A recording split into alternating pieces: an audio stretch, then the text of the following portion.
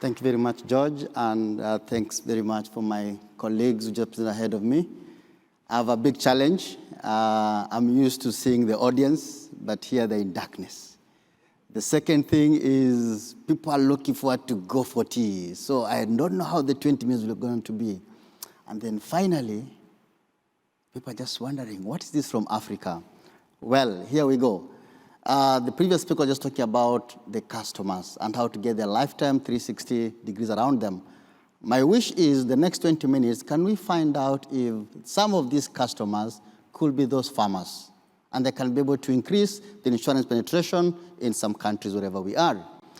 So before I start, I just wanted to comment that we have a few logos over here, because when I presented the abstract at that time, it was just a concept which was being sponsored by the European Union, and we were just looking at predicting extreme weather conditions, drought and floods, and how it can affect farmers.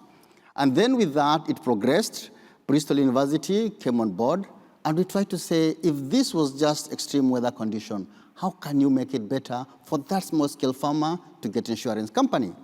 And then IDRC came on board, and now we're trying to say, can we really plug in, get the location, put in more details other than just extreme weather condition? And Mozilla finally are here to say, at the end of the day, if that farmer cannot read and write, how can you be able to help them to get all these things clearer? So for an introduction, I had a small video here. Let's just see if something can be heard.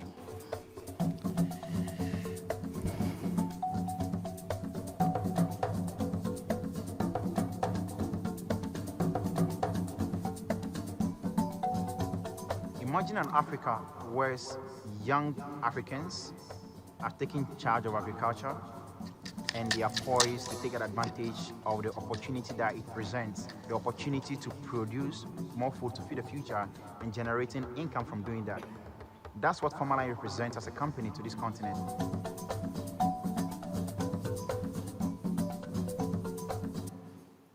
So Farmerline is a company we work together on that grant that were given by the European Union.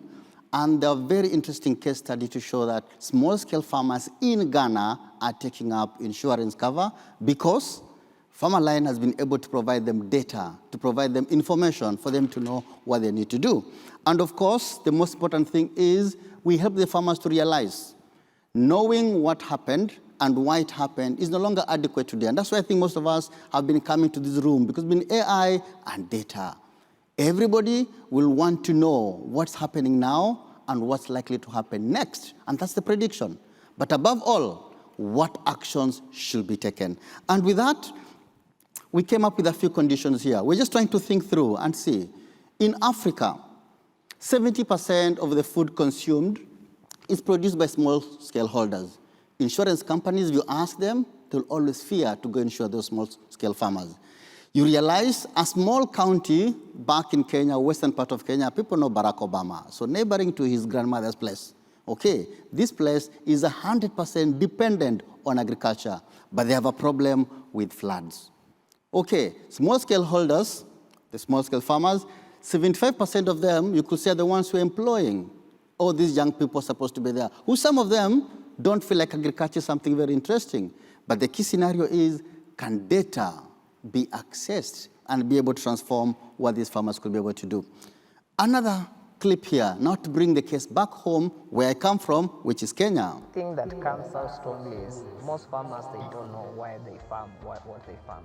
Beyond just knowing what they need to farm, the quality of input that farmers get today is substandard. Insurance is also an issue. When farmers go to the farm and they plant, in the event there's an issue that comes up, then farmers also struggle, to recover some of the input or the effort they have put in the market. Good. That's a clip from DigiFarm, a similar company like Farmerline. They try to get down to the roots, get the small farmers to understand that whatever they're trying to do can still be well utilized.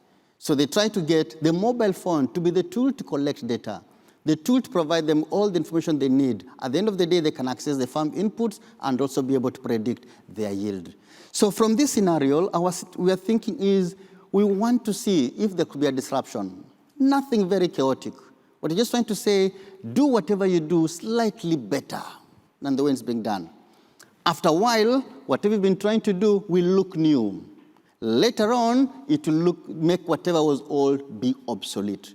And that's where now, as a university, and that is my research center at iLab Africa, we're trying to see, can academia help the industry to see if we can be able to create impact? So what did we be able to look at? We're looking at these 4 key pillars. First of all, try to do a situation mapping. So we look at our colleagues in Ghana, what Farmerline has done, come back home and see what we're able to do, and see, is it possible to look at satellite data and find out how can this be analyzed, apply some machine learning model to make predictions which also can help the farmer and the financial services company. Then develop the devices. Weather data is never accurate wherever I come from. I don't know wherever it is where you come from. It could be very clearer, much more to know. It's going to rain the next 2 minutes. In Kenya, it might be a bit slightly different. So what do? We wanted to develop a mini weather station. So we brought in our team from Internet of Things, and they created a smaller weather station. I'll try to show you on the next slide. Whatever happens next now is to try to see, can we combine whatever we've monitored from the mini weather station, satellite data, and then come up with impact assessment. And with that, I could just show you now the slide that has the mini weather station. Here is what we're trying to look at. Something like this, small handheld device that can be put within a 10-kilometer radius, collect rainfall data, temperature data, humidity data, all relevant that could be able to be utilized by a farmer. Compare that with historical satellite data. What has been happening in the past 20, 30 years around that given locality? How will that influence the farmers' crop they're planting or livestock they're trying to rear over there? So with that, we try to see if we can aggregate, just go back, aggregate whatever we have climate data, automate whatever trusted data we have been collecting, and develop climate score. That is what we are hoping an insurance company can be able to say, John has come to me, he would like to insure his farm which has maize. What is the risk that he has? What data has he utilized? Can we be able to pinpoint on that? And if possible, insure him against that risk. Same to the bank. I can go to the bank and I can borrow loan because now they have accurate data to really know what kind of customer I'm going to be to them. And with this is kind of a schema that we use. I think this next slide has all the clearer things, such that we have all the possible data sources. So these first 3 are the ones that were coming up from the first project, which was sponsored by the European Union. So that we have our weather stations, which are mini weather stations. Then we can be able to look at the satellite data and the citizen science. And with that, we developed a platform, which is the back end of everything that we are having all through there. Ghana have gone an extra mile. They already have a few existing products which Gap Insurance is already utilizing. And that is what drove our mind to say, fine, other than just looking at crop yield, other than looking at just poultry, wherever insurance, drought, can we incorporate other factors to see where else can we be able to go through? So we have this kind of a logical architecture overview that we have users who will just be accessing the web application, whether you're in the bank or the insurance company. But all this is coming up from a database that has been collected, both combined satellite and from the mini weather stations. So we come up and realize, where do we put our analytics? Will be under here. All the models we developed will be now in the background to see what's happening. Just a quick one to see the breakdown. We have our climate score that's coming up from the mini weather station and plus the satellite disks. We have the soil suitability score, which also coming again all the way from the mini weather station. Another thing we're trying to say is the following. Can you have a soil sensor to be put on a farm? Can we have a tractor that have a sensor that can be able to check what kind of soil moisture we are having all there? All that's combined through and is collected. Because if you have great data, also you'll be able to get great insight. Water score, this is the challenging part. When you go to the next slide, you realize we talk about aridity versus drought. People confuse a bit around that. But you realize drought is all over a longer period of time. Aridity is instantaneous. For how long is that soil able to hold some water condition? So all this is what is fed into the back server. We try to put in our models, and we just be able to get to see what's happening there from the web client. This is what the bank, the insurance companies can have a look at. So Mozilla was telling me, John, how are you helping the farmer? Before I go to the insurance company, to the banker, them they already have my information. What about me? Information is power. Information gives knowledge. Information makes me come up with proper decisions to create impact. So what are we trying to do? Back to machine learning, convert all this data, create a chatbot. If my mom, my grandmother cannot read or write, what can she do? She can listen at least. So convert the data into voice. And that's what we came up with, also to develop a chatbot. So all this funded by Mozilla is now a project still ongoing. Again, we picked a few counties in Kenya, smaller region, to start small and see what we can be able to do. So what are we looking at here? In fact, we convert to our own language that you can understand, Swahili. So train the data and be able to see, if possible, someone's at a local village. They can be able to realize, what you're telling me, there is less rain this time, maize cannot be planted. If possible, can I move to something else? Can I be able to look at another kind of breed of livestock? Because now whatever I have is this type of sheep is not supporting itself over here.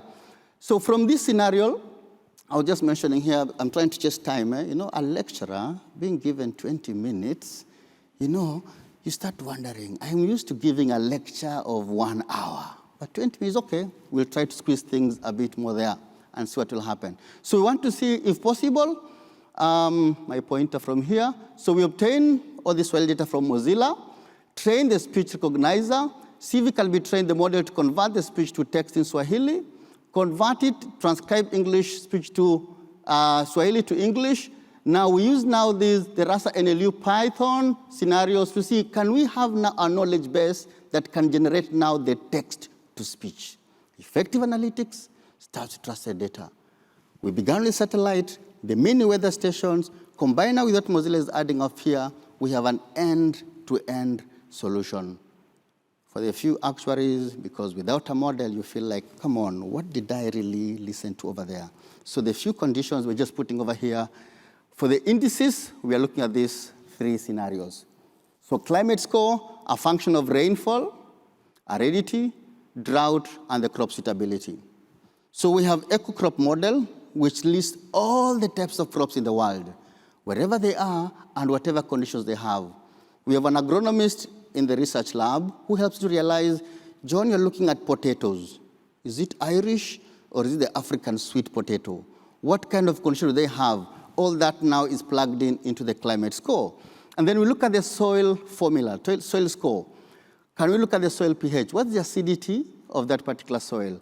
The soil organic carbon. And the most interesting one that we just added was the cation exchange. If I plant maize every year, what is the probability that I still have the same nutrients come next year? So I need to be able to know, can I add more fertilizer to change all that? So the model will be able to capture that. Then finally is the water score. Now all this, where are we heading up to? Is to have a solution for the banker, and this is how it will look like. John gets to the bank, the insurance company, and they try to say, John, where do you come from? I have a location point. Either they pick my geolocation and to be able to spot it where I come from. If I'm looking for funding, okay, or the insurance company have been planting some crop for a certain time, they have a period of time which they can be able to restruct everything. From that scenario, what happens? First of all, they check. John, are you sure your farm is in Kenya or where you're saying? Is it not in the protected land? We check for biodiversity. So we have a model that scans through the whole entire data set, locates my land and says, you're not in Masai Mara. We've confirmed your land exists at this particular place. That's just one point using geolocation. After they get to the map, they can even be able to draw my size of land. So that's something that we did with Bristol University. Can we draw the boundary? How big is your land? 10 acres. They try to get all the coordinates and draw it as be able to look like. And then from there, we can be able to model and predict everything. All these scenarios will be entered, then you'll get a climate score, get a water score, soil score. Then you have a composite score, which now gives me a kind of a risk code. This is how John is supposed to be rated at. What can we do to him? Could we cover him at this particular level? Could we give him this kind of a funding? But we don't stop there. So the next one gives you a better chance to realize what should be done. Because data, when analyzed, gives you information. The information gives us the lessons to learn. Those lessons should drive proper insights, which should give us impactful decisions. Here we go. I've located my location, my land. They know where I am. They've drawn everything. Based on my climate, I'm from this place in Rift Valley where I have a challenge with the climate. My score is below 50. I come over here, my water correlates with the climate. I'm below 50. Wherever I have the soil, perfect.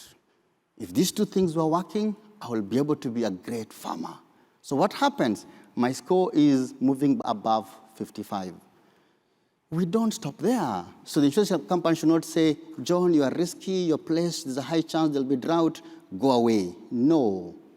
This is an opportunity to provide an adaptability decision. We will give you an opportunity, but these are the conditions.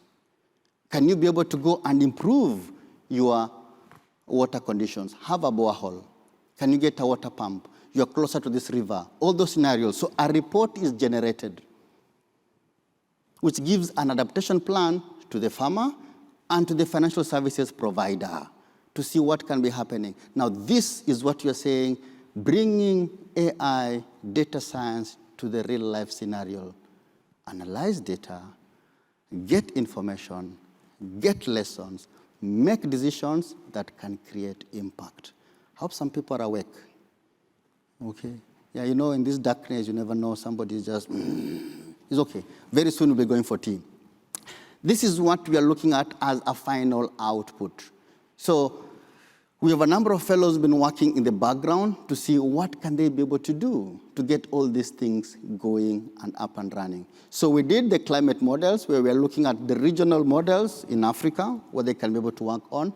The global climatic models, that was the first paper that we already published out there, sponsored by the European Union. This that you're putting here has just been launched to see what can we be able to do. So a few banks have taken up to see what they can be able to utilize it through. Insurance companies, we are coming to see what can we be able to do with them if this can be able to happen there. My colleague was in Peru and was trying to say it can also work in Latin America because satellite data is all diverse. So the only thing is the mini weather stations. I know somebody was here saying, we are here also to network. Those people interested in the idea, let's see. Is this an opportunity that can just change? The customer, we are trying to say, those 40% of the 1.4 billion Africans who are not insured, how can we be able to get there? Because Kenya is just less than 3% of the insurance penetration rate.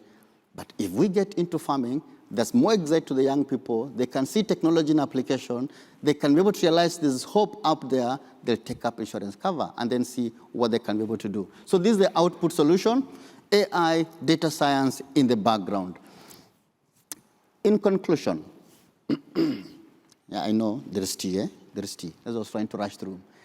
Access to vital climate data to see if smallholders farmers, financial services partners in Africa can now have the ground, the truth to say, this is what we are working on. Data has been always the challenge. Yeah, I remember when we began the project 5-6 years ago, before COVID hit. Yeah, we brought some insurance companies in Kenya, and we tried to discuss all this. Hey, John, good idea, but agriculture is always a microinsurance thing. Somebody should fund it. Otherwise, it's too risky. They have no data. Now we are trying to provide, there's a possibility, we can work on this. The next output we're trying to say, or an outcome we're looking at here, an improved crop yield and high access of food for families in target regions. So we're trying to not say just improve penetration, but can we solve this trouble of food insecurity? So I'm able to support the farmer, encourage many to go, take financial support and farm. We change the whole scenario, this food trouble, wherever, hunger, whatever it could be. We can now predict the yield. The second clip you saw there, we just farm. Some people just in the country, because I'm in the countryside, what shall I do? I have no other job, is to go to the farm. What shall I farm? My neighbor is planting maize. Let me also plant maize. Now there's a possibility. With the chatbot, You go to the phone, I cannot read, it's okay. Star hash 12345, it comes through. Do you want to plant? Press 1. Do you want to not to plant? Press 2. Maize, press 4. It gives you all the details. Go ahead and see what you can be able to do. Hopefully, that can change scenarios there. And of course, finally, if we solve security, we're able to sort out the fatalities that come with it. And finally, it's just this concept. Information is power. Let me see what this guy says. Tony, what are you doing with your phone? Aren't you supposed to be working? Naomi, do you know that mobile phones have made a huge differences to farmers? Right? You know, using the iShamba service, I can get better information on weather, what crops to plant, and reliable markets for his crops. This is amazing. iShamba has all the information Ruth and Peter need for their farm. And any information I might need to ship up their cows. And they can tell us if it will rain this week, so we know to carry umbrellas. Or to plant our potatoes. All we need to do now is subscribe to iShamba by sending the word joy to 21606. And someone will call us to tell us more.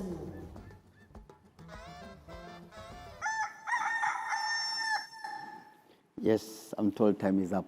The rooster just also confirmed. So with all this, what you're just trying to say is information is power, and that's what technology can do. 3 case studies from the 3 videos. Our friends in Ghana, Farmerline, are already trying to do it. A few insurance companies, only one, I think, has taken it up. In Kenya, we have DigiFarm. First of all, they've just begun to set the foundation to see how the mobile phone can collect data, and now we're trying to bring in the modeling. iShamba are our partners now on the next project with Mozilla to develop that chatbot to try to see how can the machine learning change all this that we are trying to think it's English, wherever, inexplainable products we are having in a very good language that a local farmer down there can get the knowledge, can learn, and at the end of the day, know what they can be able to do. So data, to change it to information, get the knowledge, and of course, the proper wisdom to know where they can be able to go. That is the impact we are wishing to see.